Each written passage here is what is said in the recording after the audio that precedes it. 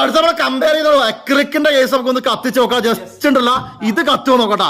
എക്ലിക്ക് board കത്തുമോ നോക്കാം. Plastic material ആണ് എക്കറിലേക്ക്, അത് കത്തുമെന്നുള്ളത് ഷുവറാണ്.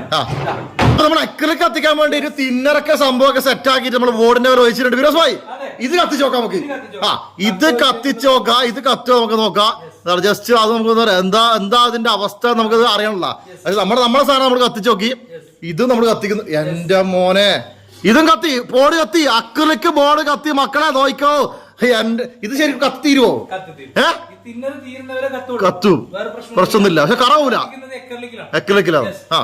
എന്തുകൊണ്ട് ഇങ്ങനെ കത്തിച്ച് എക്സ്പെരിമെന്റ് കാണിച്ചതെന്ന് ചോദിച്ചു കഴിഞ്ഞാല് തീന്റെ കറ ഒരിക്കലും പോവൂല. മനസ്സിലായില്ലേ? മുട്ടന്റെ കറ പോവും, എല്ലാ കറയും പോവും.